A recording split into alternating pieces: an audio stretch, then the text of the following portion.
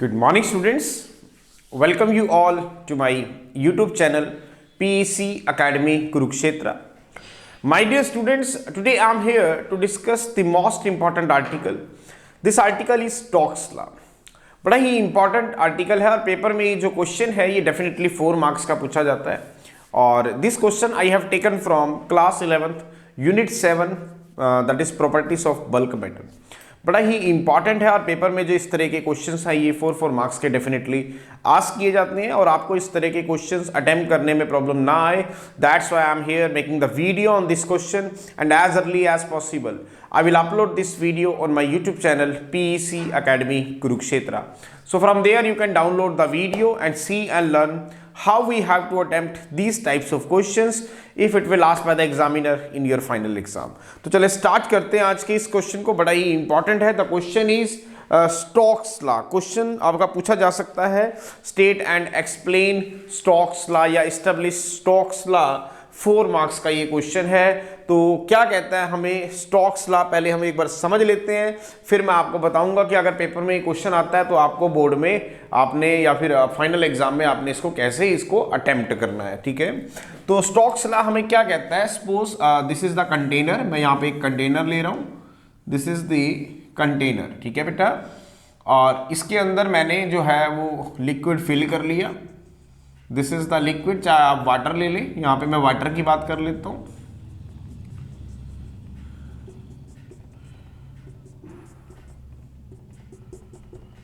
लो बेटा, this is the container और इसके अंदर ये मैंने वाटर फिल कर लिया। नाउ मैं एक स्मॉल स्फेरिकल बॉडी ले रहा हूं। This is the small spherical body जिसका रेडियस है मेरे पास स्मॉल r। ठीक है, और जब इस स्मॉल स्फेरिकल बॉडी को मैं इसके अंदर डिप करूंगा, मींस यहां से जब इस स्मॉल स्फेरिकल बॉडी को ड्रॉप किया जाएगा तो ये जो स्मॉल स्फेरिकल बॉडी है जिसका रेडियस है r, it is to be falling in this beaker with some velocity से v। मैंने क्या बताया कि स्टोक्स लॉ बेसिकली हमें क्या कह रहा है इसके अंदर कि आपके पास एक कंटेनर है और उस कंटेनर के अंदर हमने लिक्विड ले लिया, जैसे कि वाटर ले लिया, और जब आप एक स्मॉल स्फेरिकल बॉडी को, this is the small spherical body जिसका रेडियस है स्मॉल r, जब आप इसको इसके अंदर ड्रॉप करेंगे तो it is to be moving in the downward direction. तो ये नीचे की ओर गिरने लगेगी और एक वेलोसिटी v से गिरेगी, और जब ये गिर रही होगी तो जो इसके आसपास की जो लेयर्स हैं लिक्विड की, like these are the layers of the liquid, जो इसके बिल्कुल टच में आ रही हैं, ये इसके साथ ही ड्रैग करने लगेंगी। लेकिन ये जो लेयर्स जो इसके मतलब बाहर हैं बिल्कुल मतलब away from the small spherical body है, दे आर एट रेस्ट, जिसकी वजह से एक रिलेटिव फ्रिक्शन इनके बीच में अराइज हो जाएगा। एक ड्रैगिंग फोर्स डेवलप्ड होगा जो इसकी मोशन का अपोज करेगा और उसकी वैल्यू बढ़ती रहेगी with increase in the velocity of the body. दोबारा सुनेंगे क्या कहता है स्टोक्स लॉ। अभी मैं यहाँ राइट डाउन भी करूंगा कि आपके पास एक कंटेनर है और उस कंटेनर के अंदर आपने क्या कर लिया, वाटर फिल कर लिया। अब आप एक मेटेलिक बॉल ले लें, एक स्मॉल स्फेरिकल बॉडी ले लें जिसका रेडियस है small r।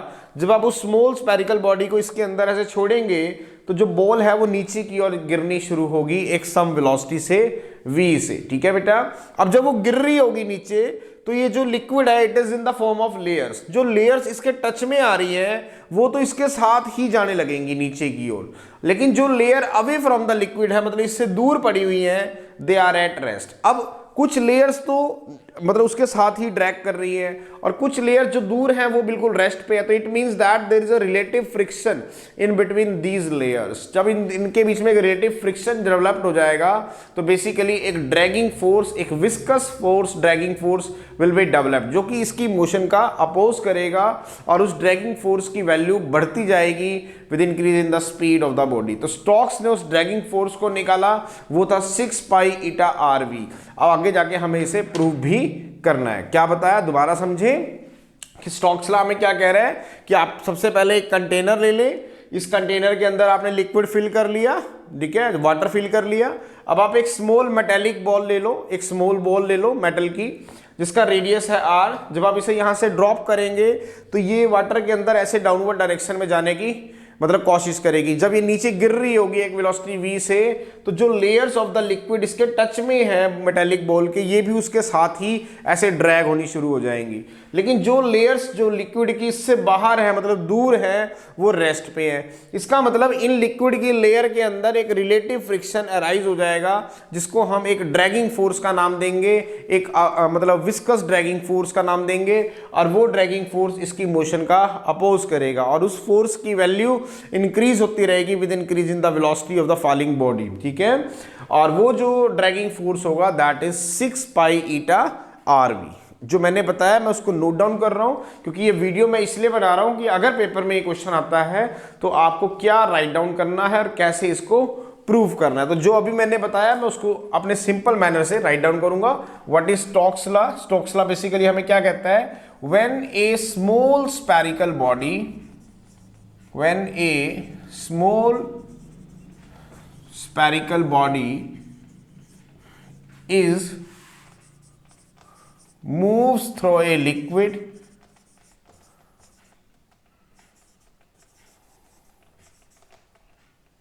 at rest,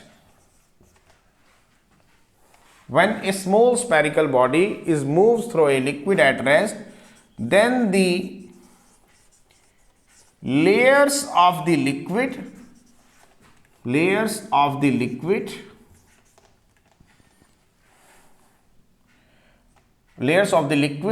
are in contact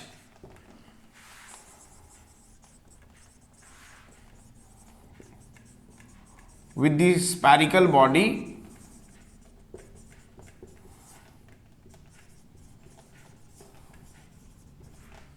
are dragged along with it.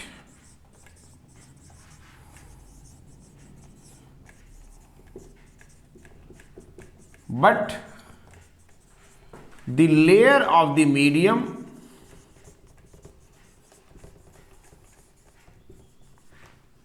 away from the liquid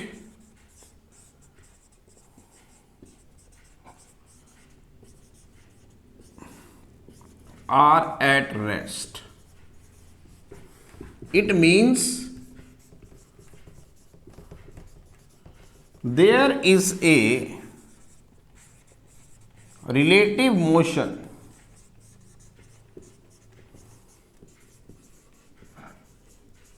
between the different layers of the liquid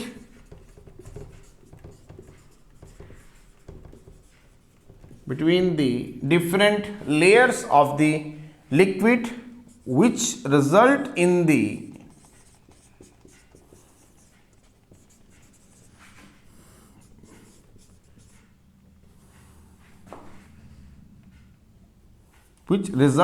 the viscous dragging force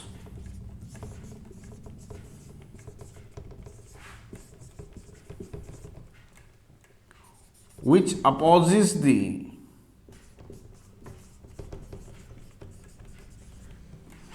motion of the falling body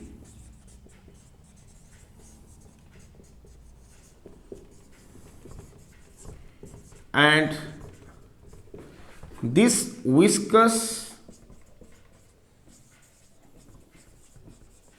dragging force increases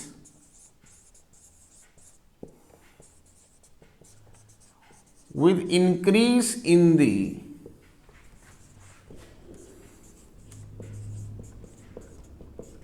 velocity of the falling body. And Stokes formulated this viscous dragging force is given by 6 pi eta RV. This is the viscous dragging force, जिसमें F क्या है आपके पास? Viscous dragging force, और 6 pi is constant, eta is coefficient of viscosity of the medium जिसके अंदर से वो पास हो रही है, R मेटालिक बॉल का जो रेडियस है स्फेरिकल बॉल का वो है, और V कितनी वेलोसिटी से नीचे गिर रही है। मैं इसको दोबारा बता देता हूं।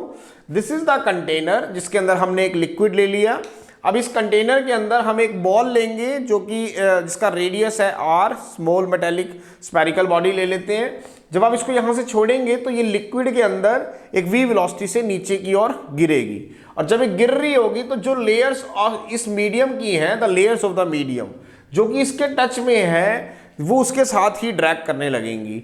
लेकिन जो layer of the liquid away from the metallic body है वो रेस्ट पे है। इसका मतलब उन दोनों के बीच में एक रिलेटिव फ्रिक्शनल फोर्स अराइज होगा, जिसको हम ड्रैगिंग फोर्स का नाम देंगे, जिसको हम विस्कस ड्रैगिंग फोर्स कहेंगे, और उस फोर्स की वैल्यू इंक्रीज होती रहेगी with increase in the speed of the falling body, and this viscous dragging force is given by 6 pi eta RV। तो यही चीज मैंने इसके अंदर लिखी है, when A small spherical bodies moves through a liquid at rest. एक container के अंदर लिक्विड किस में है, रेस्ट पे है। जब वहां से आप एक स्मॉल स्फेरिकल बॉडीज को फॉल करेंगे तो जो लेयर्स ऑफ द लिक्विड है, the layers of the liquid are in contact with the spherical body are dragged along with it. मतलब जब आप उसको फॉल कराएंगे तो जब वो गिर रही होगी नीचे तो जो लेयर्स हैं लिक्विड की जो उसके साथ टच में है वो भी उसके साथ ड्रैग होने लगेंगी।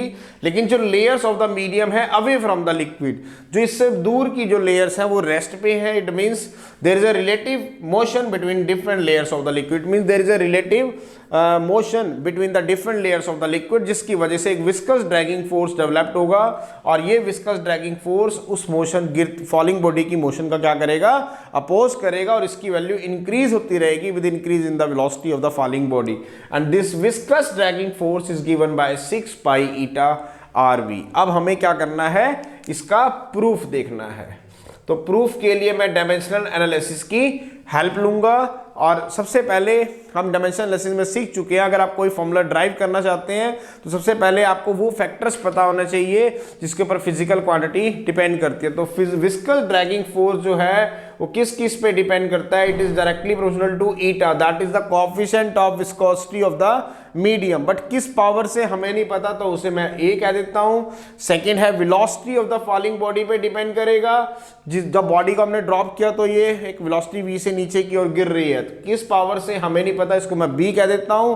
और तीसरा है radius of the small spherical body, जो स्फेरिकल बॉडी आपने उसके अंदर फॉल कराई है उसका रेडियस है r, बस किस पावर से मुझे नहीं पता, तो मैं सी कह देता हूं। व्हाट अब प्रोपोर्शनैलिटी को हटाएंगे तो एक क्वेश्चन आएगा के ईटा की पावर ए, वी की पावर बी, आर की पावर सी। के इज ए डायमेंशन, और लिमिटेशन और डायमेंशन एनालिसिस कहता है कि भाई मैं के की वैल्यू को नहीं निकाल सकता, इसलिए के को अभी हम साइड में रख देते हैं, इसको इक्वेशन नंबर हम 1 कह देते हैं।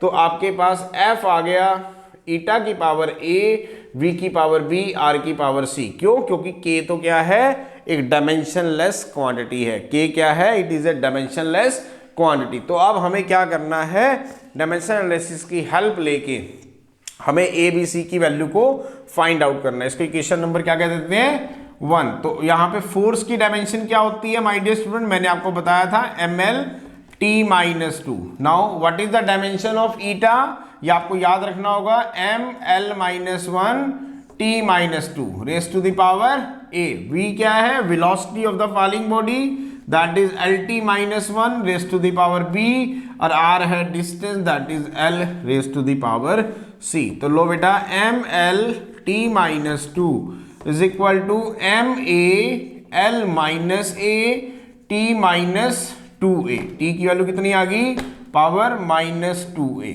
लो बेटा LB t की पावर -b, और यहाँ पे आ गया L की पावर c।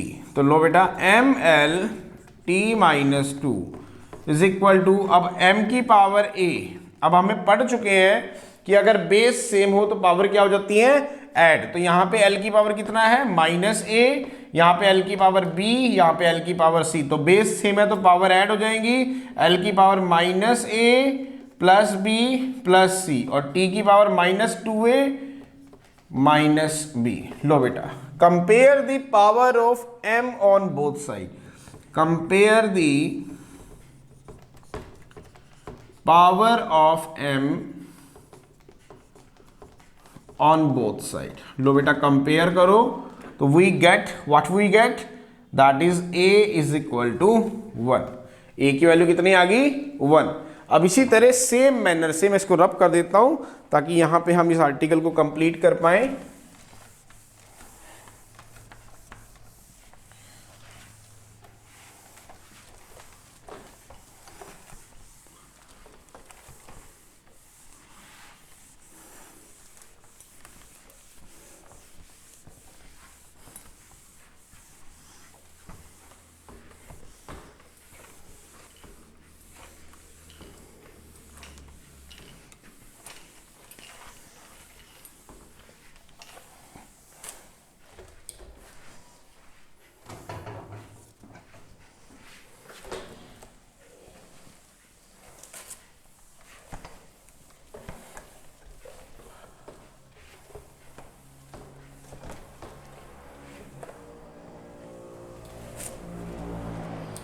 लो बेटा, तो हमारे पास ए की वैल्यू कितनी आई 1। नाउ सेकंड में compare the power of L on both side. अब एल की पावर को कंपेयर करेंगे तो यहां पे आ गया आपके 1 is equal to minus A plus B plus C. इसको आप इक्वेशन नंबर 2 कह दें, इसको equation number 3। Now compare the power of T on both side, compare the power of T on both side, we gate. लो बेटा, compare करो तो -2 is equal to -2a minus बी, this is equation number 4। अब हमें क्या करना है, इन तीन इक्वेशंस को, सेकंड, थर्ड और फोर्थ को यूज करके मुझे ए बी सी की वैल्यू को फाइंड आउट करना है। तो ए की वैल्यू कितनी आई है 1। अब यहां रखेंगे put the value of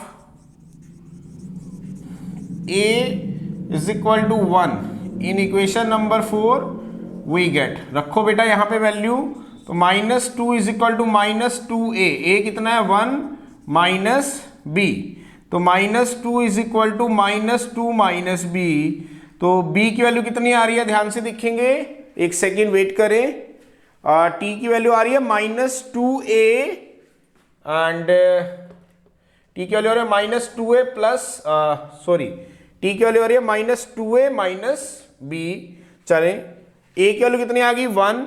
now -2a and एक सेकेंड वेट करें, mlt -2 ml -1, sorry this is t -1, this is t -1, that is t की पावर -a, t की पावर -a, और यहां पे आ जाएगा lt -1 lb t -b lc, तो m की पावर a l की power -a -b plus c और t की पावर -a -b। लो बेटा, compare the power of t on both side, तो यहां पे करेंगे दैट इज -a। गलती समझ में आई, यहां पर हमने लिखा हुआ था -2, जबकि कोएफिशिएंट ऑफ विस्कोसिटी की जो डायमेंशन होती है दैट इज ml -1 t -1, तो यहां पे हो गया ma l -a t -a, यहां -2a था, t की पावर -a, lb t की पावर -b l की पावर c। तो बेस सेम है तो पावर ऐड हो जाएंगी, तो m की पावर a l की पावर देखो -a प्लस b और प्लस c, t की पावर -a और -b। तो कंपेयर किया हमने, तो जब t की पावर को कंपेयर करेंगे तो -2 इज इक्वल टू कितना आएगा -a -b। अब हमें a b c की वैल्यू निकालनी है, तो a की वैल्यू है हमारे पास 1, इसको रखेंगे इक्वेशन नंबर 4 में और वैल्यू निकालेंगे, तो -2 इज इक्वल टू -a की value 1 -b, that is -1 -b। तो कितना आ गया आपके पास -2 plus 1 plus b is equal to 0, it mean -1 plus b is equal to 0, this implies b is equal to 1। तो b की वैल्यू कितनी आ गई 1। अब हमें क्या करना है, a और b की वैल्यू को क्वेश्चन नंबर 3 में रखेंगे। Put the value of a and b in equation number 3, we get. रखो बेटा हमें, अब यहां पे क्या है 1 is equal to -a plus b plus c है, तो c कितना हो जाएगा 1 प्लस a माइनस b। रखो वैल्यू 1 प्लस a की वैल्यू कितनी है 1, b की वैल्यू कितनी है आपके पास 1, तो ये खत्म हो गया, तो c की वैल्यू कितनी आ गई 1। लो बेटा a b c की वैल्यू मिल गई हमें। अब पुट करोगे a b और c की वैल्यू के क्वेश्चन नंबर 1 में, put the value of a b and c in equation number 1, we get. रखो वैल्यू, तो f is equal to k eta की पावर a 1, v की पावर b 1, r की power c 1, तो f is equal to k eta r v। Now what is k? k is a dimensionless quantity, और जब इसकी value को find out किया गया तो k की वैल्यू थी आपके पास 6 पाई। k की वैल्यू कितनी थी 6 पाई। लो बेटा, तो k की वैल्यू आपके पास यहाँ पे आ गई 6 पाई, तो यहाँ पे रखेंगे तो f is equal to 6 pi eta r v. Now this is the Stokes law, जिसने हमें ये बताया कि जब भी आप एक स्मॉल स्फेरिकल बॉडी को एक विस्कस लिक्विड के अंदर जब आप ड्रॉप आउट करते हैं तो बेसिकली क्या होता है कि एक विस्कस ड्रैगिंग फोर्स डेवलप्ड हो जाता है। क्यों डेवलप्ड होता है, मैंने आपको बताया कि जब एक मेटालिक बॉल को, एक स्मॉल स्फेरिकल बॉडी को जब आप वाटर के अंदर डिप करेंगे तो जो लेयर्स उसके टच में है वो तो उसके साथ ही ड्रैग होने लगेंगी, और जो लेयर उससे दूर है, अवे फ्रॉम द बॉडी है, वो रेस्ट पे रहेंगी। तो जिसकी वजह से एक रिलेटिव फ्रिक्शनल फोर्स डेवलप्ड होगा और उसको हम बोलेंगे विस्कस ड्रैगिंग फोर्स, जो कि उसकी मोशन को क्या करेगा, अपोज करेगा। अब उससे क्या होगा, इसकी वैल्यू किस बढ़ती है with increase in the velocity of the body, और वो जो विस्कस ड्रैगिंग फोर्स है उसकी वैल्यू होती है 6 पाई ईटा आर वी, जिसमें ईटा क्या है, coefficient of viscosity of the medium जिसके अंदर वो बॉल डाली गई, ठीक है। आर उस बॉल का रेडियस है और v क्या है, जितनी वेलोसिटी से वो नीचे गिर रही है। तो कितना ड्रैगिंग फोर्स डेवलप्ड हो रहा है, 6 पाई ईटा आर वी। ये वो ड्रैगिंग फोर्स है जो बॉडी की मोशन का क्या कर रहा है, oppose. So this is the article is Stokes law 101%। इस तरह के जो आर्टिकल्स हैं ये 4 मार्क्स के आपके फाइनल एग्जाम में देखने को मिल सकते हैं। तो आपको इस तरह के आर्टिकल्स अटेम्प्ट करने में प्रॉब्लम ना आए, that's why I am here making the video on this article, and as early as possible I will upload this video on my YouTube channel PEC Academy Kurukshetra. So from there you can download the video and see and learn how we have to attempt these types of questions if it will asked by the examiner in your final exam. So at last, my dear students, again I am saying, if you like my videos, like my work, like my effort, then please don't be forget to subscribe my channel. My channel is PEC Academy Kurukshetra. बड़ा ही important था, इसका video मैंने बना लिया है, जल्दी मैं upload कर दूंगा। और इससे जो नेक्स्ट वीडियो रहना है वो इसके ऊपर एक न्यूमेरिकल जो कि पूछा जा सकता है स्टोक्स लॉ के ऊपर, और वो मैं उसका वीडियो आज बनाऊंगा और जल्दी ही आप तक वो भी पहुंचा दिया जाएगा। तो इस पूरे आर्टिकल्स को आप मेरे चैनल पर देख सकते हैं और साथ ही इसका न्यूमेरिकल भी। तो दिस इज द न्यूमेरिकल।